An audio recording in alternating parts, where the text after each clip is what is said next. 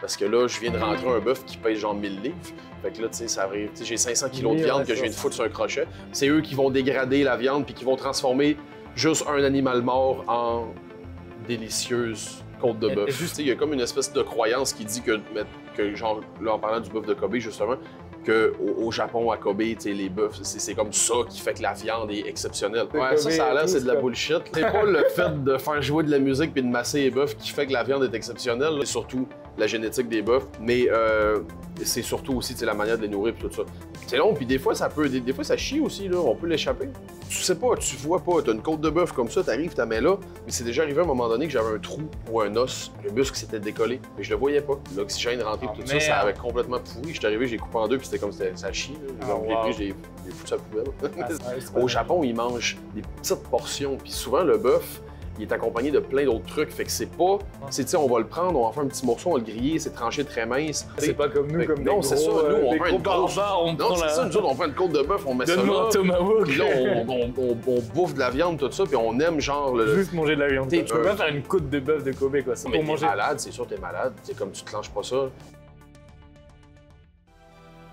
Bienvenue dans Ferment Mind, le podcast qui pétrit la pensée et façonne les idées. Je suis Étienne Volk, boulanger passionné, et je vous invite à plonger avec moi dans l'univers de la boulangerie, où chaque épisode est une opportunité de faire fermenter nos esprits. Dans cette émission, je m'entoure d'invités passionnants qui partagent leur expérience et leur connaissance du métier. Ensemble, nous explorons les enjeux sociétaux, éducatifs et climatiques qui entourent notre profession, pour nourrir non seulement nos connaissances, mais aussi nos consciences. Préparez-vous à un voyage où la passion se marie à la réflexion profonde. Ferment Mind, là où la chaleur du four rejoint la chaleur des idées. C'est de passer tout de suite à cette deuxième rubrique, la rubrique la levée des mystères. On va pouvoir rentrer un peu plus en détail dans tout ce dont on a parlé, et puis encore plus d'autres choses d'ailleurs. Mais comme pour la première rubrique, avant ça, je vais quand même te poser quelques questions bien ou mal par rapport à cette rubrique-là, justement. On est pas. Justement, bien ou mal de promouvoir la consommation des abats pour éviter le gaspillage. Oui, c'est bien, oui. Bien ou mal de favoriser la maturation à sec, dry aged, même si c'est plus fort en goût. Oui, c'est bien, oui. Bien ou mal de faire maturer de la viande de n'importe quelle race, même si on en a un peu parlé. Non, c'est mal. Parce que ils se prêtent pas tous bien à ça. Bien ou mal de pousser le temps de maturation toujours plus loin et longtemps. Pas forcément, non. Non, je vais dire mal. Parce que il y a une limite quand même. Tu sais.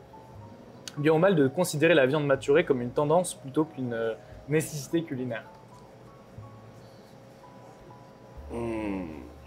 C'est difficile. Je suis partagé sur cela. C'est sûr que c'est une tendance, mais en même temps, c'est une pratique qui encourage vraiment de la qualité de ton produit puis tout ça. C'est comme, je suis mitigé un peu. À discuter. On en discutera, il n'y a pas de problème là-dessus. Et bien ou mal de voir la maturation comme une manière de différencier son commerce dans un marché assez concurrentiel aujourd'hui. C'est bien.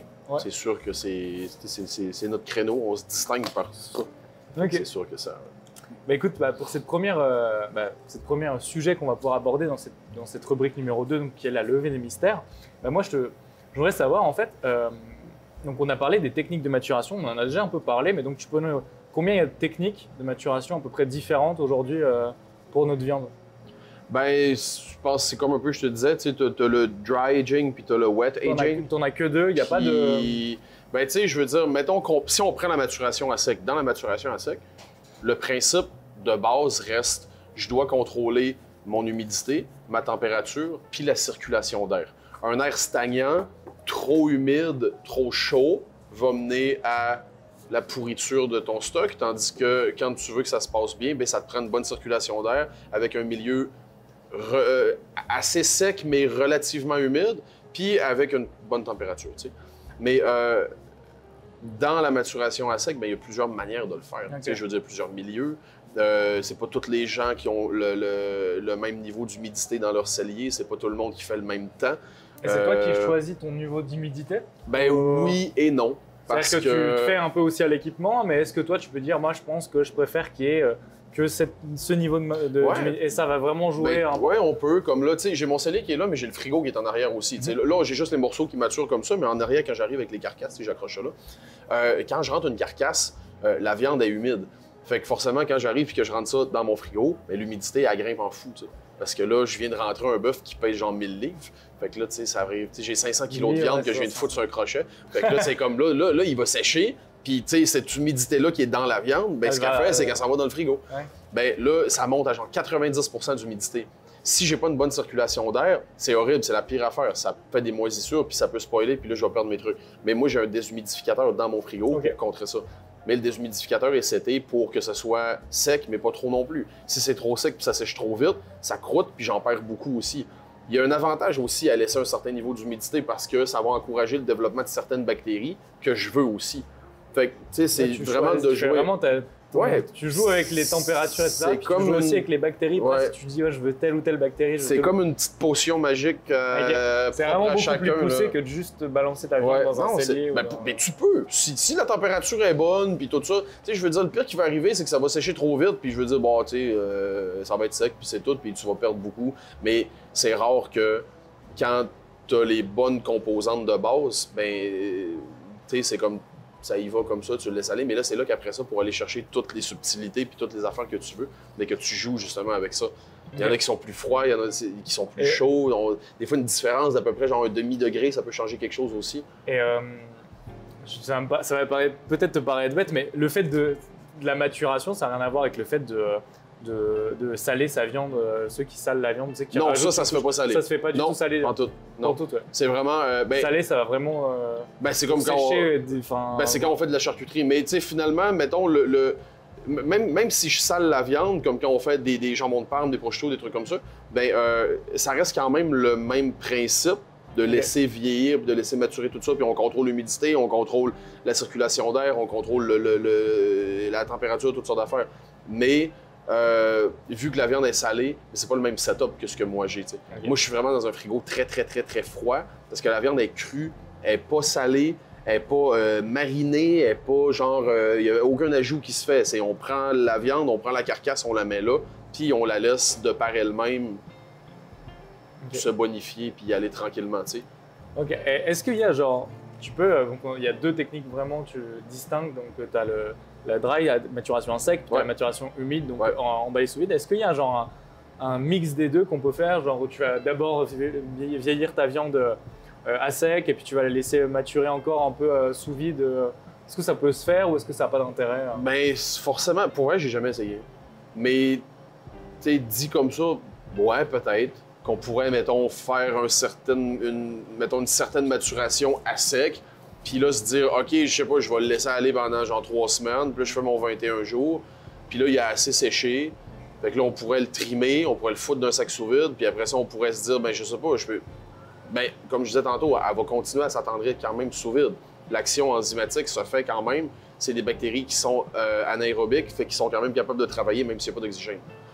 Fait que oui, elle va continuer à s'attendrir, mais non, il n'y aura plus d'échange avec le milieu. Fait que peut-être que... Puis là, c'est vraiment hypothétique ce que je dis, là, parce que, comme je te dis, j'ai jamais fait. Mais forcément que si tu arrives puis tu dis « Je laisse ma viande aller pendant 21 jours à sec », puis moi, je considère que là, il y a comme assez d'échanges, puis ça me va comme ça. Puis là, après ça, je la prends, je la selle sous vide, mais je vais aller chercher plus de tendreté. Ça permettre de développer moins de saveur et moins fort. Ouais, parce que c'est ça, plus on va loin dans le 45, dans le 60, dans le 90 jours, on va commencer à développer des affaires qui sont vraiment comme... beaucoup plus fortes. Ouais, puis là, c'est là, souvent, j'ai des clients qui arrivent, puis tu joues avec eux. Mettons, ils disent « moi, j'aime ça la maturation », mais il y en a qui sont plus dans le 21, 28 jours. Là, on va aller chercher tendreté, plus de saveur. On va aller chercher genre des petites notes un petit peu beurrées au niveau du gras qui s'oxyde, tout ça. Mais je veux dire, on va pas chercher des affaires comme... On va pas vraiment dénaturer. Tandis que quand on arrive dans le 45 jours, ben là, des fois, on voit apparaître des trucs un petit peu plus funnés. Là, des fois, ça commence à apparaître des arômes un peu champignons, un peu noisettes, des trucs comme ça. Là, on se rapproche un petit peu plus de... c'est plus fin. C'est ça, là, des arômes plus délicats, puis ça plaît pas forcément à tout le monde. Quand on arrive à 90 jours de maturation, ben là, on va chercher des affaires. Des fois, ça ressemble à du fromage bleu, des fois, ça ressemble à des fromages, des très vieux fromages, des champignons, genre, ça sent fort. Mais ça n'a rien à voir avec une côte de bœuf fraîche qu'on grille comme ça sur le barbecue. Là, c'est un autre monde. Non, c'est pas du tout les mêmes gens que tu vas viser. C'est ça, ça n'a rien à voir. Mais ça dépend ce que tu veux aussi. Il y a plein... clientèle pour chacune tout à fait. de tout ça. Ok. Puis, tu sais, c'est très... Mais oui, peut-être que le fait de se dire, ben moi, je l'amène jusqu'à un certain moment pour question... Moi, je veux pas plus de funkiness que ça, tu sais, puis après ça, je le mets sous vide, puis après ça, on continue à l'attendrir, mais je sais pas. Parce que je voyais beaucoup de gens, après, c'était pas pour pendant la maturation, mais pendant la cuisson. Tu sais, cuire pas sous la même, genre cuire, je sais pas si c'est cuire sous vide, mais tu sais, pour les pièces de viande très wagyu, des choses comme ça. Ben, je voyais beaucoup ça se faire, je comprenais pas tout à fait le principe. Ben, le fait, mais j'en reviens parce que j'en reviens 2 secondes, il existe des sacs sous vide comme ça, que tu peux faire, genre de maturation à sec, mais dans un sac sous vide. C'est comme des sacs micro-perforés qui respirent, mais qui empêchent l'oxygène de rentrer dans le sac. Mais ça fonctionne. À mon avis, à moi, ça donne pas exactement le même résultat que ça. On pourrait débattre avec du monde bien longtemps, là, mais tu sais, ça fonctionne quand même. Ce que ça fait, c'est que ça permet, vu que le sac respire, ça permet quand même à plus de bactéries de pouvoir travailler, même s'il est dans un sac sous vide. Puis le sac empêche trop de déshydratation, fait que ça contrôle un peu. J'ai pas vraiment travaillé avec ça, je l'ai déjà vu tout ça. Je suis peut-être moins familier un peu, mais je sais que ça existe. Et justement, on parlait beaucoup de maturation de ta viande, mais dans tout ça, quelle va être vraiment l'influence que va avoir la race de bœuf que tu vas choisir, de bovin que tu vas choisir pour faire ta viande? Il y a vraiment des races spécifiques à la maturation de viande? Est-ce que c'est surtout sur comment elle va être élevée, ou il y a vraiment des races comme l'Angus qui vont vraiment être beaucoup plus propices à faire une bonne viande? Il n'y a pas vraiment... Je te dirais qu'en général, la viande qui vieillit le mieux, c'est le bœuf. La raison est que ce qui fait que le bœuf vieillit bien à comparer, mettons, on peut quand même faire vieillir du porc, on peut quand même faire vieillir un peu même du poulet. Mais tu sais, je veux dire, on ne laissera pas vieillir genre un poulet pendant comme 8 mois, là, tu sais. On peut le laisser aller accroché dans un frigo, le laisser aller pendant une petite semaine. Il va sécher un peu, il va se bonifier. Mais le fait qu'il contienne moins de graisse saturée, puis qu'il soit beaucoup moins gros aussi, comme je parlais tantôt, avec le volume des pièces aussi, ça va sécher très rapidement. Le gras protège beaucoup la viande. La composition moléculaire de chacune, du bœuf, du poulet, du porc, tout ça, influence beaucoup aussi la capacité à résister à la maturation à cause des bactéries puis plein d'affaires comme ça. Fait que la viande de bœuf vieillit beaucoup mieux que Et dans la viande de bœuf, vraiment la race du bœuf, là, ça a une influence ou c'est... Il y a certaines races qui vont mieux vieillir, mais je pense que c'est surtout... Comme maintenant, c'est quand même... En supermarché, on voit souvent, en supermarché, même chez ton boucher, vraiment des races un peu plus récurrentes, comme on parlait du... le Kobe, c'est pas ici, c'est plus rare, c'est plus compliqué à trouver, mais plus du Wagyu, de l'Angus, des choses comme ça. C'est parce que ça a été des races qui t'ont montré qu'elles avaient une plus forte teneur en... Ben souvent, c'est comme je dis, c'est à cause de la graisse. C'est la graisse, le persillage. C'est le persillage, puis c'est le gras qui va vraiment... Puis, tu peux prendre un bœuf très, très, très maigre puis le laisser maturer. La seule affaire, c'est que c'est pas vraiment intéressant. Le truc avec la maturation, c'est ça, c'est que quand on a un beau gras qui protège ta viande, puis on a un beau persillage, tout ça, c'est ça qui va se développer. C'est là qu'on va aller chercher vraiment. Fait que c'est pas que ça se fait pas, c'est juste que il y a certaines races qui sont plus propices à ça parce que, tu sais, plus de persillage, plus de gras, tout ça, puis c'est vraiment plus pour une question genre, tu sais, de qualité, puis pour avoir quelque chose d'intéressant. Fait que et là, ce qui va vraiment entrer en compte, ça va être l'élevage de ta viande, la façon dont elle a été nourrie, la façon dont elle est sortie. Après, c'est pas comme les poulets en plein air. Là, c'est compliqué de pas mettre un bœuf en plein air, mais ça va vraiment être le fait de bien la nourrir, de bien la chouchouter, entre guillemets, en prendre soin, qui va influencer sur son persillage. Ben, tu sais, les bœufs qu'on a sont vraiment élevés pour donner de la viande, tu sais.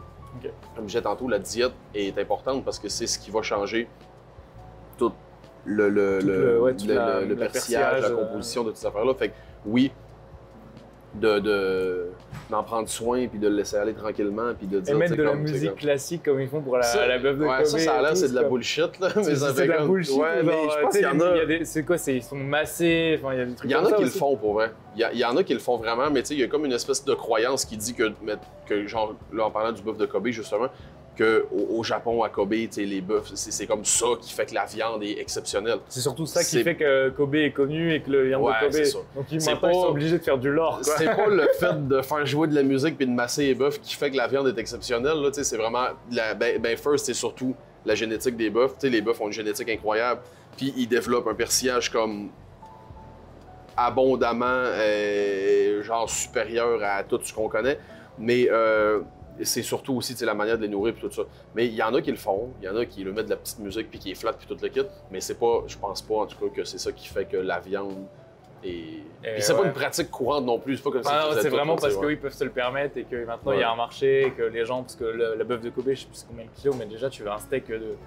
C'est cher. Je pense que ça peut prendre du genre 3 à 400$ le kilo. Là. Moi, j'ai jamais eu la chance d'en goûter pour l'instant. C'est bon, c'est vraiment bon. Okay. C'est vraiment nice. Une différence, c'est vraiment. Mais ça n'a absolument rien à voir avec ce que tu es habitué de manger. C'est que, tu sais, il y a un truc aussi qui fait que c'est, tu sais, au Japon, ils n'ont pas la même culture que nous. Tu sais, nous, on est des grilleurs, tu sais, des rôtis, on aime les grosses pièces de viande, on aime la chair. Au Japon, ils mangent des petites portions, puis souvent, le bœuf, il est accompagné de plein d'autres trucs, fait que c'est pas c'est pas l'essence du plat. C'est ça. C'est, on va le prendre, on va faire un petit morceau, on va le griller, c'est tranché très mince, c'est mangé en petite quantité avec le riz, avec les autres trucs qui sont à côté. C'est pas comme nous, comme non, c'est ça. Nous, on prend une grosse. Non, c'est ça. Nous autres, on prend une côte de bœuf, on met ça là. Puis là, on bouffe de la viande, tout ça, puis on aime genre juste manger de la viande. Tu grilles un bœuf de Kobe, c'est ultra gros, fait que ça fond super vite. Puis là, tu le mettrais genre sur un. Tu peux pas faire une côte de bœuf de Kobe, quoi. Ça serait moins, ça a moins d'intérêt pour manger. T'es malade, c'est sûr, t'es malade. T'sais, comme tu te lances pas ça. C'est tellement gras, c'est tellement comme pour vrai, quand tu manges ce bœuf-là, tu mords dedans, puis ça explose de gras dans ta bouche. Puis en manger trop, pour vrai, c'est comme. Moi, je connais plein de gens qui disent manger du gras, quoi. Ils ont mal au ventre. Comme j'ai été malade, j'en ai trop mangé. C'est comme tu peux pas. Mais après, il faut pouvoir se le permettre pour être malade, manger du bœuf de Kobe. Payer une côte à 400$. Mais tu sais, c'est vraiment. Pour vrai, c'est que ça se mange différemment. Fait que moi, je préfère ce qu'on a. T'sais, le Wagyu qu'on a ici à la boucherie, c'est un hybride. Okay. On le travaille avec des bœufs Holstein, des vaches, parce qu'en fait, c'est un mâle 100% Wagyu. Il est pur sang, il est croisé sur une femelle Holstein.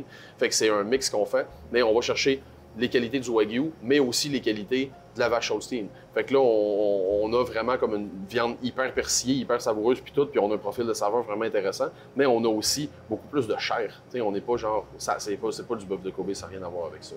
C'est vraiment pas la même affaire.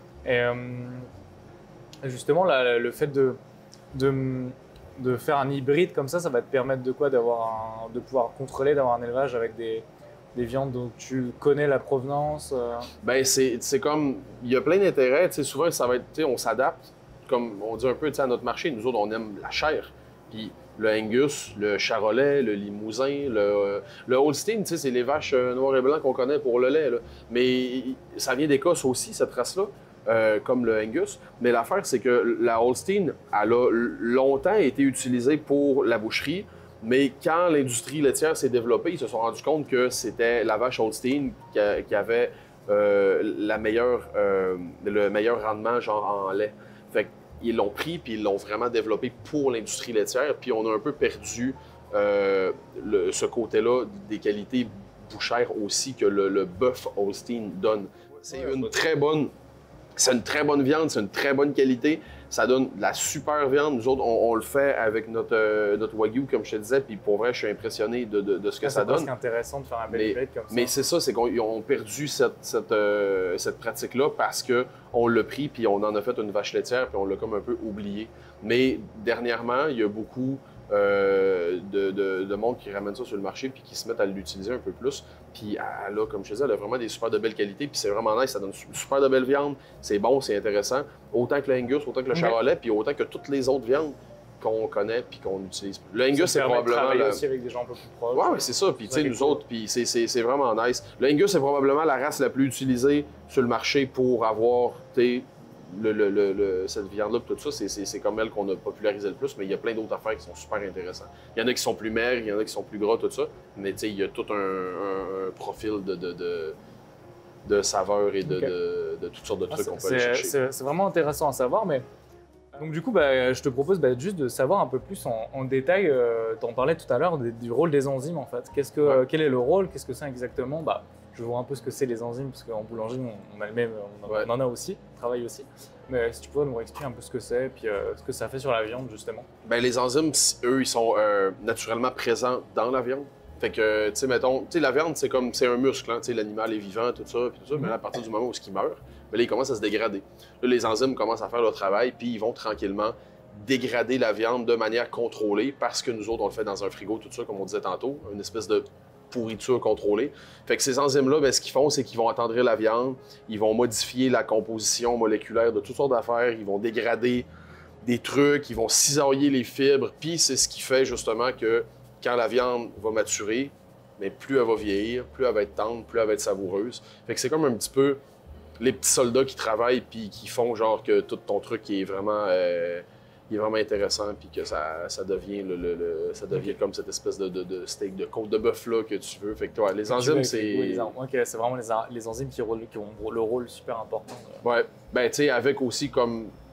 Il y a toutes sortes d'autres facteurs, mais, tout à fait. Ouais, mais à base, les enzymes, c'est vraiment c'est eux qui vont dégrader la viande puis qui vont transformer juste un animal mort en délicieuse côte de bœuf. Et justement, je voudrais revenir sur, en plus des enzymes, un truc qui est ultra important aussi dans mon domaine, qui est la boulangerie, mais qui l'est aussi, on en a parlé un petit peu, mais c'est vraiment cette espèce d'impact du temps qu'a sur la viande, moi sur le pain, tu vois, en fait c'est vraiment le temps qui joue un rôle majeur et clé dans la fabrication de ta viande. Ouais.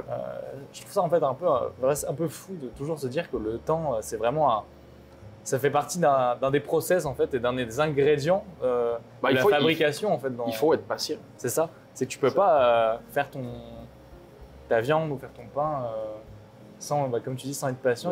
C'est un truc que tu peux pas contrôler, qui se fait juste avec du temps. Non, c'est ça. Il faut que tu le laisses aller naturellement, tu sais. Sauf que toi, ce qui est encore plus compliqué, c'est que et dans d'autres domaines, c'est encore plus complexe. Moi, en boulangerie, c'est du 24, du 72 heures. C'est des timings qui sont encore acceptables, entre guillemets, pour quelqu'un de pas patient, tu vois. Mais là, on passe sur 21, des viandes à 60 jours de maturation. Tu sais, là, il faut attendre longtemps avant de pouvoir voir le fruit de ton travail, quoi. C'est long, puis des fois, ça chie aussi, là. On peut l'échapper. Ça peut arriver des fois, tu sais pas, ça m'est déjà arrivé à un moment donné que tu sais pas, tu vois pas, t'as une côte de bœuf comme ça, t'arrives, t'as mets là, mais c'est déjà arrivé à un moment donné que j'avais un trou ou un os, un muscle qui s'était décollé, mais je le voyais pas. Quand je suis arrivé, puis je l'ai coupé, mais cette cavité-là qui s'était formée, qui laissait genre l'oxygène rentrer, tout ça, ça avait complètement pourri. Je suis arrivé, j'ai coupé en deux, puis c'était comme ça chie. J'ai pris, j'ai foutu à la poubelle. Ça fait chier, ouais. Ben, ça arrive, c'est rare pour vrai. C'est aussi la magie du truc, c'est que tu peux pas tout contrôler. Ben, c'est ça, on contrôle pas tout. Puis c'était vraiment triste parce que c'était était persillée puis elle était belle, puis je l'aurais mangée. Mais non, je suis arrivé, je l'ai coupé, puis j'ai fait « Ah non, man, non, il n'y a rien à faire avec ça. » Ah merde. Et justement, on en parlait un peu dans les questions bien ou mal. Est-ce qu'il y a un temps optimal ou un temps maximal que tu peux pousser ta maturation? Ou à partir du moment, genre, ça sert plus à rien, là, tu vas pas la laisser maturer Là, je pense que encore une fois, on pourrait débattre pendant des années là-dessus, mais mettons, je vais dire, ce que moi j'en pense, c'est que il n'y a pas de temps, pas optimal, excuse, mais maximal. Il n'y a pas de temps maximal. Parce que le pire qui va arriver, c'est que ça va trop vieillir, ça va trop sécher, puis ça va devenir genre, il n'y aura juste plus rien à manger. Tu sais, c'est comme, ça va tellement sécher que ça va devenir genre complètement sec, puis si encore on fait bien les choses, on s'entend, si tout se passe bien, tout ça, ça va juste sécher, ça va y aller, puis ça va pourrir tranquillement tout, puis à un moment donné, ça sera plus comestible. Mais, tu sais, maximal, c'est dur à dire. Tu sais, on peut aller dans le 60, dans le 90, il y en a qui font genre du 180. J'ai déjà vu, même, il y en a qui font 1 an de maturation. Ah ouais. J'ai vu un 16 mois à un moment donné. Ah ouais, puis il n'y avait rien. La côte de bœuf. C'est comme un fromage, quoi. Ouais, c'est ça. Puis tu sais, plus tu vas, plus t'en perds. Ça croûte, puis là, ça sèche, tu récupères juste au milieu. Et tu fais quoi justement, tu fais quoi de la croûte? T'es obligé de la jeter? Tu peux rien en faire derrière? Oui, puis non, parce que là, dernièrement, c'est drôle, parce que j'ai eu un boss dernièrement, je me suis dit, tu peux pas la manger, OK? C'est hyper sec, c'est dur comme du bois, là, c'est comme ça. Mais tu peux pas griller ça puis te faire de quoi avec. Mais dernièrement, je me suis dit, je pense que j'aimerais peut-être récupérer les chutes puis essayer de faire un fond. Genre un fond de viande maturée, tu sais. Tant qu'à arriver puis à dire que je jette les os puis que je jette la crème, je l'utiliser dans un bouillon, dans un truc pour donner du goût, une aromatique. Mais ça serait peut-être pas intéressant. Peut-être ça va être... Ouais, c'est ça. Mais tu sais, d'habitude, ce qu'on fait, c'est quand on fait un carcasse, ben là, on a les os frais, tout ça. Ben, on fait rôtir, on fait les fonds. Mais là, j'arrive avec des os de viande maturée. Des fois, ils ont des moisissures un peu, des fois, les petits... Mais là, je me dis, tu sais, on pourrait essayer, je sais pas, je pourrais les prendre, je pourrais les mettre comme au four, les faire rôtir un peu. Peut-être qu'on irait chercher genre des trucs vraiment... Peut-être que ça serait de la marbre, ça serait dégueulasse. Mais c'est bon à savoir, c'est bon à tester aussi. C'est ça qui est intéressant. On va essayer, puis on va voir ce que ça peut donner. Exactement. Je pense que je suis forcément pas le premier à penser à ça. Et justement, mais... tu parles de moisissures, etc. Moi, je voudrais juste savoir comment ça se passe au niveau hygiène et au niveau sanitaire pour respecter, pour faire gaffe à ce que tes clients ils n'ont pas de problème, toi ou même la viande, etc. Ouais, ben en fait, si c'est bien fait, les bactéries qui se développent à l'extérieur de la viande, il n'y a rien de dangereux. Tu sais, avec la viande, les pathogènes, tout ça, ils vont se développer en milieu sous vide quand tu as des températures, des mauvaises températures, tout ça, fait que c'est là que ça peut devenir dangereux. Mais en règle générale, si tu fais attention à tes trucs, ce qui se passe à l'extérieur de la viande, ben, de toute manière, toutes les moisissures travaillent en milieu aérobique. Les champignons ne se développent pas s'il n'y a pas d'oxygène, fait que ça ne peut pas pénétrer dans ta viande. Okay. Puis comme j'ai dit tantôt, quand j'ai pogné la côte que j'ai coupée, puis que j'ai ouvert, puis qui était complètement pourrie, ben je te jure que tu n'as pas envie de bouffer ça. Tu sais, t'arrives, tu le sens, tu fais comme je sais, juste à le sentir, ben le regarder que c'est dégueulasse, puis tu peux pas manger ça. Fait que, tu sais, quand t'arrives avec les moisissures qui se développent, tout ça, ben c'est un peu comme les fromages, ça fait des petites mousses un peu des fois, mais tu sais, ça sent bon, puis c'est beau, puis tout ça, puis on enlève la croûte, puis on récupère ce qu'il y a au milieu, puis pour vrai, ce qu'il y a au milieu, ça sent... Tu sais, on sait tout c'est quoi l'odeur de la viande fraîche, tu sais, quand on arrive, qu'on sent ça, tout ça. Bien, pour vrai, même après 45, 60, 90 jours de maturation, le milieu sent toujours la viande fraîche, ça sent bon, parce ça qu'en vraiment... fait, elle a été protégée par tout oui, le c'est reste. ça, c'est comme ça s'est bien passé, ça est protégé, puis tout. Puis même que là, ça sent la viande fraîche, mais comme je te dis, c'est que là, tu vas avoir des arômes qui vont apparaître. Tu vas arriver, tu vas sentir ça, tu fais... Des fois, là, ça sent un peu beurré, ça sent un peu genre les champignons de Paris. Puis là, quand tu vas plus loin, ça sent le fromage bleu, ça sent genre Même des fois, ça fait penser un petit peu à un côté un peu... un côté un petit peu genre des fois... terreux, là, de genre de moisissure, de fond de cave, de vieux fin fromage, je sais pas, là, tu sais, mais c'est vraiment cool. Pour vrai, là, tu vois apparaître toutes sortes d'affaires. Puis d'une pièce à l'autre, ça change tout le temps. Puis tu me disais que tu pouvais même favoriser ça en mettant un saucisson pour amener telle bactérie. Je le fais aussi, tu vois, j'en ai mis un, là. Okay. Mais ouais, je l'ai fait. Parce que les saucissons qu'on a, ben, tu sais, ils ont déjà la bactérie Penicillium dessus, l'espèce de petite poudre blanche qui se développe, genre sur les fromages puis sur les saucissons. Je le prends des fois, je fais ça pour encourager des fois, puis pour essayer un peu d'ensemencer des bactéries, on peut essayer de faire ça. Fait que là, j'ai essayé avec des pièces, d'essayer de les frotter avec ça, puis de me faire un espèce de... Puis, tu sais, je vais voir, peut-être que ça peut apporter quelque chose de vraiment nice, puis ça va... Cool. Fait que ouais, j'ai un petit saucisson en témoin dans mon... C'est vraiment... Mais tu vois, ça, c'est vraiment des belles... Ça, j'aime bien voir ça. Tu vois, je fais ça, tu regardes un petit peu, tu vois, il y a une petite pièce ici, là, il y en a une en haut, là. Ben, des fois, quand je trime ma viande, puis que j'ai un morceau qui s'est développé, une belle flore dessus, puis que j'ai beaucoup de moisissure, je le prends, je le garde, puis je le fous dans le cellier. Fait comme ça, j'encourage mon développement bactérien, puis j'encourage la flore à rester, puis à se stimuler, genre... OK. Fait que ouais, je les garde, ces morceaux-là. OK, je comprends tout à fait. Et ben justement, moi, je te propose, si tu le veux bien, de passer à cette troisième et dernière rubrique avec toi, pour pouvoir en fait un peu plus débattre sur... Puis parler un peu de partage, un peu de transmission, un petit peu plus de philosophie, de culture, etc. C'est déjà la fin de cet épisode de Ferment Mind. Je tiens à remercier chaleureusement notre invité d'avoir partagé son expertise et son expérience avec nous aujourd'hui. Un grand merci également à vous, chers auditeurs, pour votre écoute attentive. Si cet épisode vous a plu, n'hésitez pas à le partager avec vos amis, votre famille et vos collègues. Votre avis compte énormément pour nous. Alors prenez un moment pour nous laisser un commentaire ou une note sur votre plateforme préférée comme Spotify, Apple Podcasts, Deezer ou YouTube. Un j'aime ou 5 étoiles, bien évidemment. N'oubliez pas, vos retours sont précieux. Partagez vos avis, vos réflexions et vos idées en commentaire. J'ai hâte de connaître votre point de vue sur les sujets que nous avons abordés au cours de cette émission. Restez connectés, car de nombreux autres épisodes passionnants sont à venir, avec toujours plus d'invités inspirants et de sujets captivants. Merci encore pour votre fidélité à Ferment Mind, le podcast qui pétrit les idées et nourrit les esprits. À très bientôt.